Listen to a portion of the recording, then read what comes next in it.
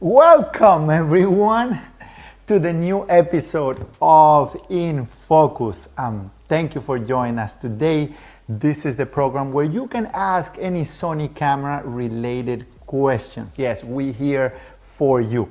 Quick reminder that the chat is live, so you can ask basically any questions or any suggestions you would have for this or future episodes. Please don't forget to like, subscribe, and hit the bell so you can get the notification for the next time we are doing this show. My name is Ranieri and I am with Sony Customer Engagement Team. And welcome to the Sony family. So without losing any time, the topics today we will be talking about sunrise photography and how to improve the sunrise and sunset photography. Also, gear setup for success. And of course, we're gonna have some photo demonstration.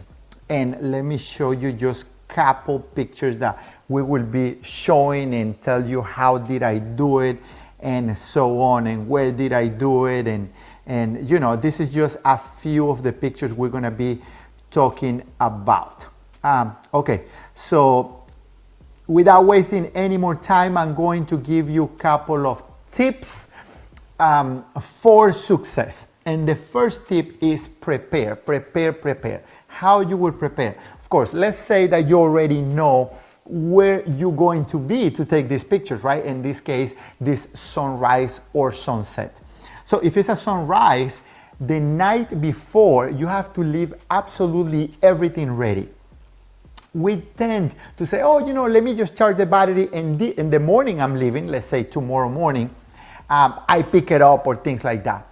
Most likely you will forget because you will be excited, you know, when you get up, all right, this is time to go, and please leave everything ready the night before. And when I say ready, is yes, batteries, your cameras, everything absolutely right next to the door. Tripods, everything that you are bringing, you have to leave ready. And then with that out of the way, let's say, so we are the day, you know, you grab your package and you start driving, you get to the place. What camera should you bring, or what tripods and what accessories? So I'm gonna tell you a couple of accessories that I bring and what cameras. So bring the highest resolution camera you have. In this case, I have the Alpha 7R Mark V, which is 61 megapixels. It's this camera right here. So 61 megapixels full frame. And also I bring as a second camera the Alpha 1 camera, which is 50 megapixels. Now you might say, you know what, I don't have those cameras because those cameras cost a lot of money. Well, it doesn't matter. Bring any camera that you have. It's just a suggestion. If you do have the highest resolution camera, bring it in. Because in a landscape photography, you want a lot of detail, a lot of resolution. Because you can print big, you can sell your images, you can do whatever you want, but you'll be able to do large images and also crop. If you don't want your composition too much, you can crop, and having a high resolution camera, be able to that crop, still blow it up and still maintaining resolution. So also, if you don't have those cameras, I will definitely recommend a much smaller camera like an APS-C size camera. This is the best ones of the APS-C, is the Alpha 6700. So it's 26 megapixels. It's just a fantastic camera. the favorite lens for landscape photography on this camera is the 10 to 20. So 10 to 20 millimeters is an APS-C lens special for this camera. Now that 10 in conversion or in the angle of view compared to a full frame, it's gonna be 15. So 15 to 30, you know, it says here in the lens 10 to 20, but when you compare that angle of view or the focal length to the full frame camera, is going to be 15 to 30. So 15 to 30 is a fantastic little lens for this camera. So what is my favorite lens for a full frame camera? My favorite by far is the 1635 2.8 G Master lens. Most of the pictures I'm going to show you today have been made with the 1635 G Master 1, but I have the G Master 2 now, and I have taken pictures with that, which is of course smaller lens, lighter, sharper, smaller, and so on. So if you can get the G Master 2, that is the lens to get. Why? Because I have 16, which is very wide, but also I have all the way to 35 if I want to recompose. And then of course, is a lot more options out there. If you have the 12 to 24 2.8, I mean, that lens is just incredible, incredible. So, and also you have the 16 1.8, which is a fairly new lens, couple months ago. Also they have the 14 millimeters 1.8. Usually those lenses that are fixed you can do absolutely landscapes and it's beautiful, but you can also do Milky Way photography, so like night photography, that you definitely need the widest you can, and the widest aperture, or the brighter the lens, the better, right? So that being said, let's go to my second lens. Also a second lens is the 24-70. So I have this lens here, is the 24 to 70 millimeters. And of course, there's some landscapes or you know, sunsets, which you want a little bit tighter shot, right? And of course, that's what this lens comes handy, right? Always, I bring the 1635, 24-70, 70 to 200, which is this lens right here, 70 to 200. Is very nice to take a picture of the sun at 200 millimeters, so the sun is much bigger. So the more the focal length, the longer the lens is, of course, the bigger you're going to see the sunset or the sunrise. So this lens is a weapon. This is amazing, very light. This is the 70 to 200 G Master 2. Very, very sharp. This is just fantastic. This is beautiful. And so that's basically the Trinity right there, the Holy Trinity, those three lenses. But and then of course, if you can, which I often do, I bring the 100 to 400 millimeter lens. And of course, because I do also a lot of wildlife. So with the wildlife, I will need more reach, of course, than 200. And this one goes up to 400. But I have done many pictures for sunrise and sunset with this lens because I want to get much closer. And it's one more lens, but I will show you when I show you the picture. So basically, those are my recommendation for accessories. And of course, we must talk about tripods. So the more stable, the bigger the tripod and more stable it is essential to doing landscape and sunrise and sunset. Most of the time you need a tripod to doing those type of shots is because you're gonna leave a little bit longer exposure to capture the light, okay? You don't want to gain the light increasing the ISO or, you know, or opening the aperture or something like that. Remember, you're doing a sunset, sunrise, you want to shoot, you know, f9, f11. I will show you on the camera in 1 minute. So that being said, this is very, very important. Also, I have a smaller tripod with me that I bring. I usually bring 2 tripods or 3 tripods. So this is very light, fiber carbon and so on. And this is essential. You know, one big, one small, sometimes I bring 3 tripods. You will ask me now, why would you need 2 or 3 tripods? Well, because with one camera, I'm shooting, let's say, wide, the sunrise. And with the other camera, with the other tripod right next to me, I'm shooting longer, like with the 100 to 400 or the 70 to 200. So basically, I'm taking 2 pictures with 2 different cameras at the same time. Or you can taking pictures with one camera, and the other camera you can be doing time lapse. So time lapse is a continuous of shots on the, many pictures. So you follow the sequence. So you later on put it, you can do it on the camera, but you can also put it back and do it in post-production. So you can have a video with that sunrise going up or sunset going down. So this piece is very, very important right here, this piece. And this piece is for, after you set your tripod, you might want to, this moves here, this ball here on the bottom here. This is an accessory, by the way. Video tripod or video head comes with this incorporated already on the head, but the photo tripod, for some reason, they don't.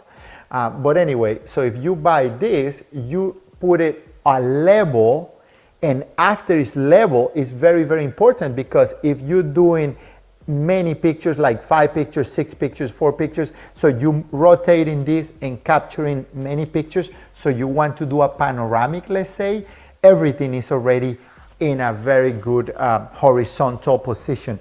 If you don't have this, and you put the camera, only the camera level, you cannot pan, because if the tripod is like a little bit this way because of the terrain, even though you put your camera level, you cannot do a pan, because when you pan, the pan is gonna go like this or like that. So it's not gonna work. So that is extremely, extremely important for a landscape photographer. What else?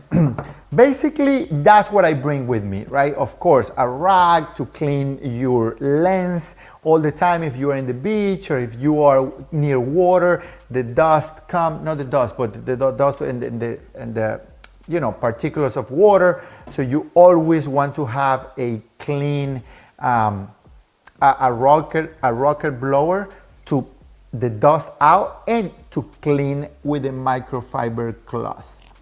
So basically, that's about it. I bring that in my backpack. And again, it's depending where I'm going to choose. Okay, I'm going to bring only these 3 lenses or 4 lenses or 2 lenses. All depends where I'm going and where the plans are, right? If it's on a vacation that you're already bringing all the lenses, or if it's somewhere else. It just depends where you're going and everything, right? So let me start with the pictures, and so I don't bore you guys, me talking and talking and talking.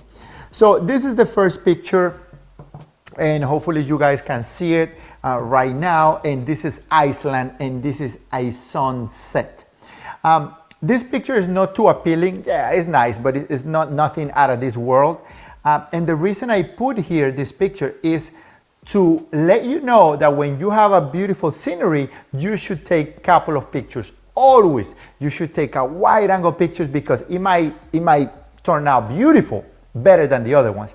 But and then you start going tighter and tighter and tighter, and this is what I'm talking about. So this is the other picture that I took, and I said, no, this to me, this picture is much, much more interesting than the other, right? You see everything, much bigger. You see a bigger everything, the colors. Now, how did I take this picture? This picture, what were the settings that I took that picture? So the setting, I took that picture with the Alpha 1. I took that picture with a 200 millimeters. So most likely I had the 70 to 200 and I shot it at 200. F11, so F11 on the aperture, and ISO 50. So I try basically, again, like I told you before, trying to gather the light that I need for a correct exposure. The way I try to do that is with the shutter speed. right? So I set my ISO very low because I want very low noise. Also, I shot my aperture because I want the depth. Everything is in there, is going to be clear. Everything is in the focal plane. And then the only thing, the triangle of exposure, the only thing left will be the shutter speed. So I drag the shutter speed into my rule. You know, my exposure is in 0. So overexposed, underexposed, and is in 0. So I dial it up, and that's when I take the picture. So feel free to ask any question, guys. Oh wow, there's a lot of thing going on the chat. I will take a minute to read that. Let me show you a couple more pictures so we can get things going here. This is a special picture. This picture, I was freezing to death here. And this picture is in Peru, the mountains of Peru. Is called the White Range of Mountains, the White Range Mountains of Peru in Cusco. This is where the same area than Machu Picchu is not close to Machu Picchu. I'm just saying it's in that state, so you understand. I was freezing to death because we were trying to go here in horses to the top of this mountain to take pictures from there. But the light, the sunrise, this is a sunrise picture, the sunrise was so beautiful that we say, oh man, wait, we gotta take a picture here, we gotta take a picture. And I saw the shadows of the horses in the floor, and we just told the guys over there to stop. And then we stopped, and we just, by the way, I shot this picture, no tripod, this from the horse, like literally from the horse. My shutter speed was 60 of a second, so 1/160. The ISO was 80 with a 16 millimeter lens. So this lens was 16-35, and my aperture was f11, 60 of a second. And I took this picture with the Alpha 7 Mark IV, still 61 megapixels. And again, this picture was just very, very quick because if we keep going, we're not going to have the same shadows. The light is going to be harsher and so on. Here, we were going probably already 20 minutes from the camp, 20 minutes in horse, and we get up extremely early to get to, not to this point, to get to where we were going. This is in the way. But what I'm trying to say here, that we were freezing to death because when we get on these horses, it was like a blizzard. It was a lot of wind and a lot of dust, snow in the face. And oh man, this is one of the few trips I went with my wife, and she's like, I'm not going with you anymore. Are you kidding me? If it's cold, I'm not going. And I'm like, no, not all the places are like that. You know, like Iceland, you know, we got hotels, and you get off the hotel and we go into the car, and right there is like the place where you're gonna take a picture. So it's no hours in horses, and it's no hiking. It's not too much hiking in Iceland and so on. So here was very, very different. So she's like, no, I'm not going anymore. It's cold places. But here I was freezing to death. So let's go to another picture. Here is like, again, like a Rocky Mountains. These white parts, let me just zoom in a little bit here. That white part is a big stretch of range of mountains, all white, and right next to them are black. So some of them, they call it the black range of mountains, and some of them, they call them, so in some other place, they call it the white. Very distinctive, very, very nice, beautiful. This scenery, this is a beautiful, beautiful place, gorgeous. These are some pastel colors. This is not like incredible picture. The place is incredible, and it's so much energy when you go here. It's just like, you don't even wanna take pictures. You just wanna look what is in front of you. It's just gorgeous. So this is just a reference picture. I don't consider this picture to be like incredible, nothing like that. Again, this is the same place, but with a tighter shot, with a much closer shot of a lens, right? Can you refresh? Okay, so let me start reading Let me start reading. You want me to refresh what? Give me 1 second, guys. Okay. Let me start reading a little bit about the comments. Give us 1 second here. So I have Sunday Dixon, Sony camera, any Sony camera, including SLT. I'm sorry. I don't know. I don't know what SLT is. I'm gonna find out. Okay. So talented photography.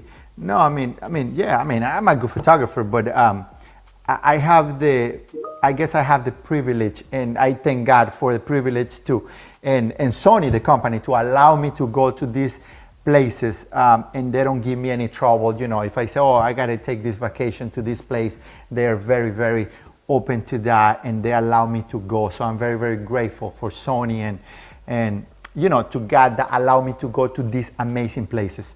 So when you are in the place, you have to have a little knowledge, and then you translate it to a good picture. But so I always use a sun app to show me exactly the path of the sun. Absolutely, absolutely. I use another app, but yes, it's very, very good to use where it's gonna come up and where it's gonna go down, and I use that for the Milky Way. And yeah, I use photo pills, if I'm not mistaken. Yes, photo pills I use. So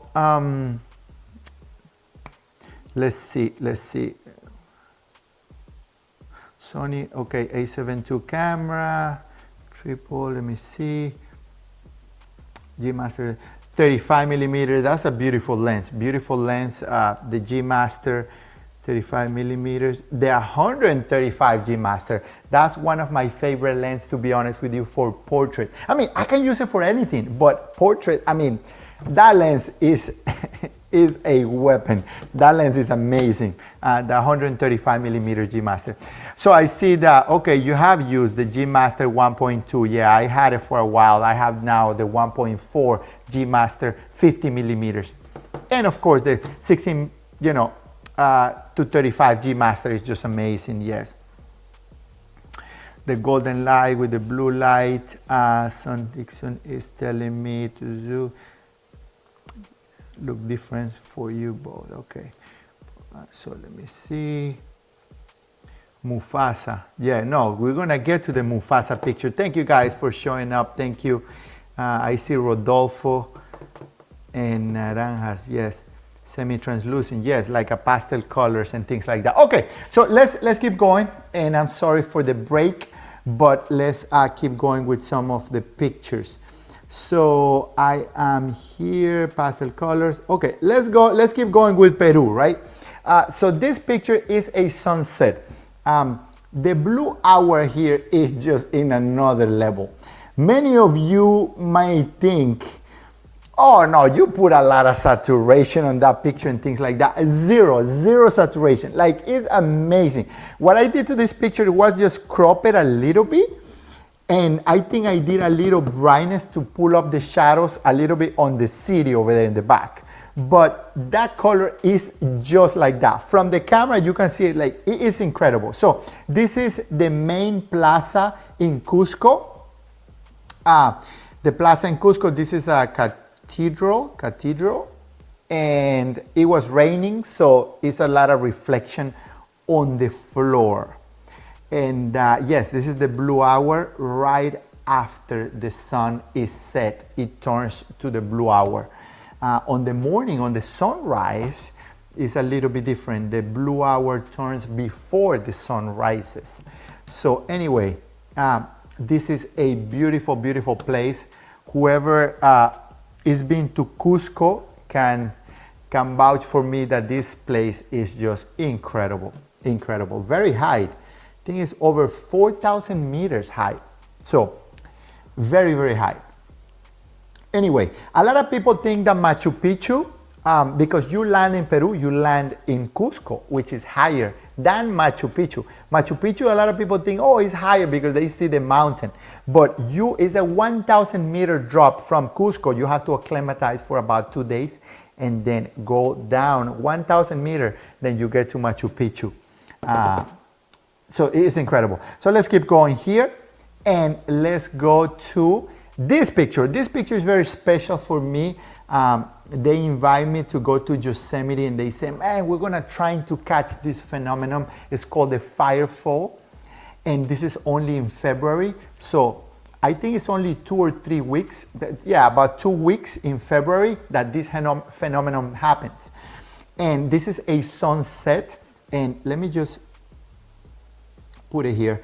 And here you can actually see the sun setting here, and it reflects to the water. They call it the firefall because it looks like fire, but it's not fire. It's actually water. And you know, a lot of things has to go right for this picture to happen. So what I mean by that is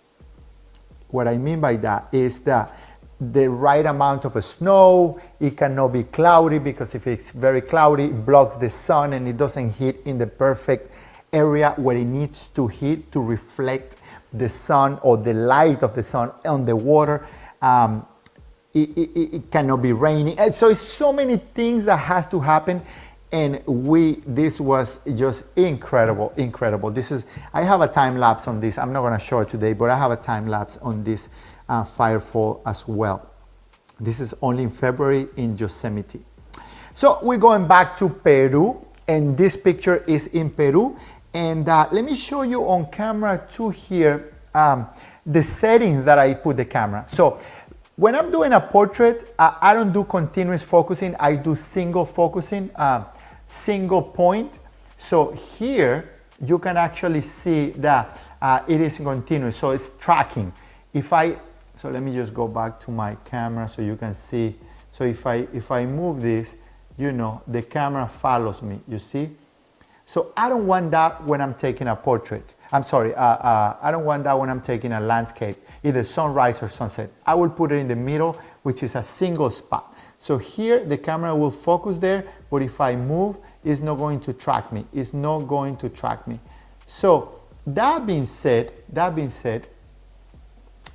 that's what I use for the landscapes, okay? Right there. So the other thing I use is that I deactivate the face detection. So I deactivate this face detection because I don't want nobody to track any eyes, any faces, or nothing like that. So I just turn it off, right? And then none of the tracking and face detection is activated. What else? Basically, I shoot in RAW, of course, to trying to grasp the maximum quality of my camera. So in this case, I will go here and I will go to RAW. And when I'm shooting continuous shooting, like when I'm shooting wildlife, I put this compress, but when I'm shooting landscapes, I put it in uncompress, which is the maximum amount of detail on my camera. Okay, and basically that's about it. Just make sure you have your camera in RAW, make sure you have your camera in single focus point, and that's about it. So let's go to this picture. This picture, very, very special. This little, is just gorgeous. Now you guys see a little movement on the water. Yeah, that's because I shot this picture about 2 seconds open, 1.5 or 2 seconds open. And of course, you know, ISO 100. This I shot at f11, if I'm not mistaken. So I shot this at f11. 1.6 seconds open. Oh, I'm sorry, I shot this at f14. So f14, a little bit closer. What is the focal length? Remember, this lens is the 1635. I shot it at 21. So 21, believe it or not, with the Alpha 1. So let's keep going for the next pictures. And then let's see, this is about the same. This is a sunset, and this is about the same speed because you see the movement of the water, and I want to put that little bit of addition. Instead of being just a sunset, I have some water. Well, let me take the most out of the water, right? Like meaning, let me just do something with the water, plus the sunset, plus the little horsey. I don't know if you see it there. That little horsey, you see? Yeah, little horsey. So anyway, you guys can see how sharp this picture is, anywhere from the foreground basically to the background. Look at that. Look at that. All the way to the background. And hopefully you guys look at this picture and it looks sharp, because in my computer it looks very, very sharp, but in the streaming, I don't know how sharp it's showing. But anyway, and then we jump into Iceland. This is another picture of Iceland. Iceland is just incredible. I love it. I want to go so many more times, because I just went to the south. I never been to the north of Iceland, and I really, really want to go. So this was a sunset on top of a plateau, like a mountain, but like a plateau mountain. And yeah, it's just, Iceland is just gorgeous. It's just gorgeous, gorgeous. How did I take this picture? Basically, let me show you in 1 second. What did I do in this picture? F11. So I put it F11. The shutter speed, I put it at 20. That's the last thing you move, the shutter speed. Because again, F11, ISO 50, but the 20 is because it probably landed in 20 when the mirror was in the middle. So let's keep going. Let's keep going. And we are moving to, yes, Mufasa right here. This picture is special for me. It was a sunset. Tell me what lens do you think I used for this? Tell me in the chat what lens do you think I used for this? It was beautiful. We passed like about, I don't know, they said something about 2,000 buffaloes, or 200 or 300 buffaloes. Like, it was so many buffaloes. We were in the middle of the road. This is Kenya. And we had to go kind of quick, because if you want to get to the place to take a nice sunset, and the light was winning. We were out of time. So we're trying to go as fast as we can, and we stopped the car and we put the tripod, and then we start shooting, and it was just magical. This, I remember that it was absolutely magical. But yes, 100 to 400, no. Close though, but no, not quite. Even more. I took it with this lens. So who said no? Who said that we cannot use a telephoto lens to do a portrait? Oh my goodness, a sunset, right? Yes, that was with the 600 f4, and yes, I mean that's the crown of the, yes, it's amazing. That lens is incredible. So again, this picture, believe it or not, if I have another picture, it's the same picture, but I have more details in the shadows, but I prefer this one, a little bit more contrasty. But I have a lot of details, a lot of animals down there, but I didn't want to have that picture. I want this one, a lot more contrast. So this one right here, it was, let me see what lens did I use for this one here. This one was, oh, with a 600 again. I thought it was 100 to 400, but this is with the 600 as well. So yes, this is a different day, of course. This I put at 1600, the shutter speed at 1600, f8, ISO 50 with the Alpha 1. This picture right here, I remember because going to this place, it was very close to the lodge we were sitting at, we were sleeping, and we took the you know, the little Jeep or whatever they had to take us around, and just going there, the light was kind of hitting my face a little bit when the sun was rising, and it felt so good. It like energy. I don't know what was going on, but I was like, wow, I was just very grateful I was there. And when we get to the place real quick, we didn't have too much time. We open the tripods real quick, put the camera, and start shooting. That's what I'm saying. You have to be prepared because you have to be extremely prepared. And even more when you are in Kenya or Tanzania or Africa, that you don't have time. The sun rises very, very quick. And, the problem here is that you cannot leave in advance, an hour or 2 hours in advance, to get to the place, because they don't allow the trucks or the drivers to drive when it's night photography. So when it's before sunrise, they allowed us to go out at 6 a.m. So at 6 a.m. we have to like fly out with the car, and hopefully we get a sunrise. And the sunset, the driver was like the guide. He was like, all right, guys, we gotta go, because if the rangers catch us, driving at night after the sunset, they put him a fine. So it's challenging in Africa, at least in this place, at least in Kenya and Tanzania. I know different places that you can do whatever you want. So let's go on. I think I'm talking too much. And this is another sun. This is another day, beautiful day. I remember this beautiful, beautiful day. With the wildebeest there. And then this is another place, another date. This I shot it, shutter speed 200, aperture 5.6, and the lens was a 600 again. Wow, I used a lot the 600. So this was with the 600 f4.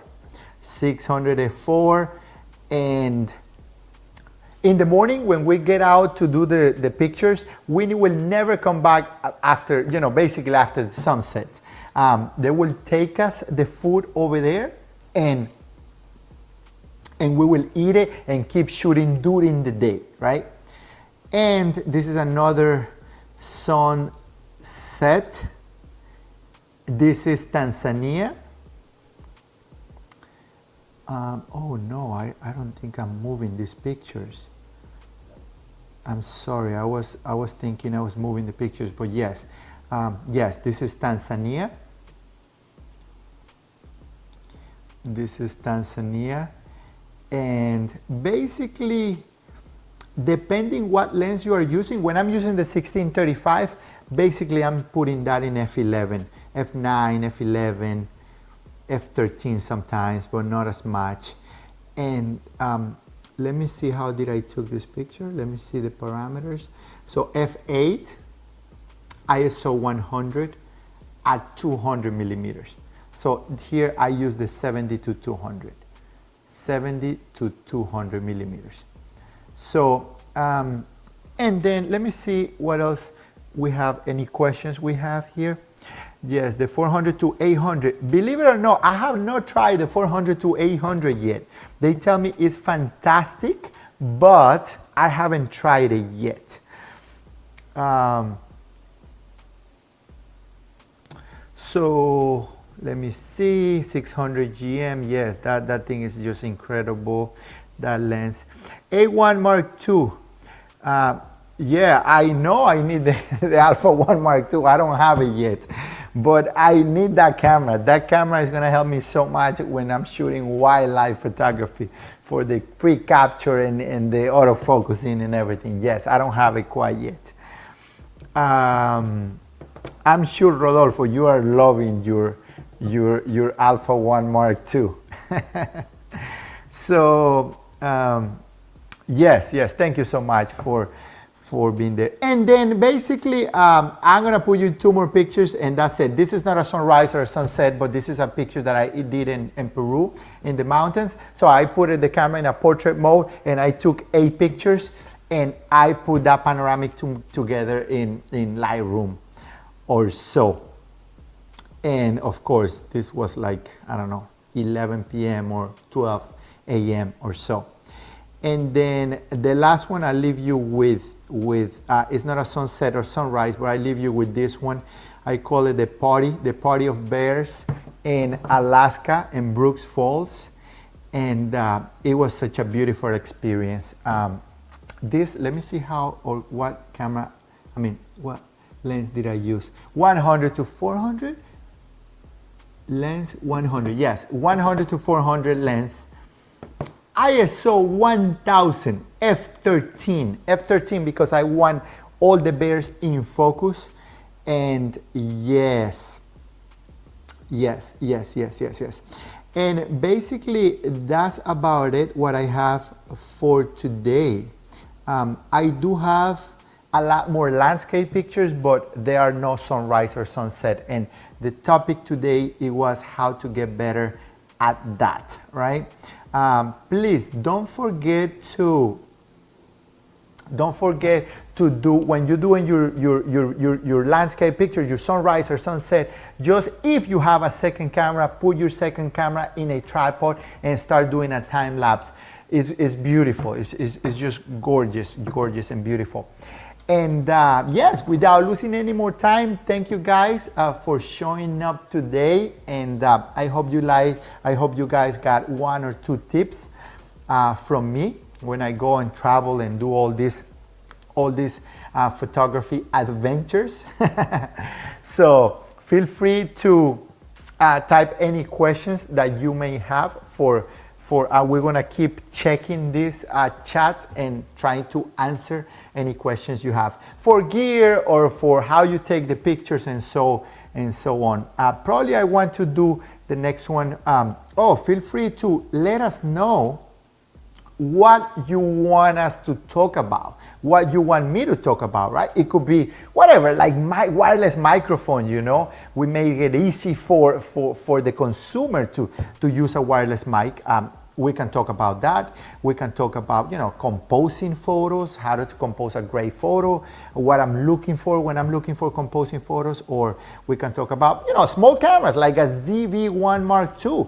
We can talk about whatever you want us to talk about, how we prepare for a trip, whatever, it doesn't matter what gear I'm bringing, feel free to put it in the chat and we are trying to accommodate and trying to make this. Probably the next one I want to make probably like a wildlife, because I have a lot of pictures for wildlife photography, and probably we're going to do that soon. I don't know if the next one, but it's going to be soon. So please don't forget to like, subscribe, and hit the bell so you can get notified next time we do these shows. And whatever camera you have, and you have questions and you don't know how to use it, well, put it in the chat so we can get help. We can get you help how to get the most out of your camera and most out of your lenses. So thank you so much for showing up. My name is Ranieri Pallavicini, and until the next In Focus show, until the next one, keep creating, keep photographing, making time lapse, doing what you love.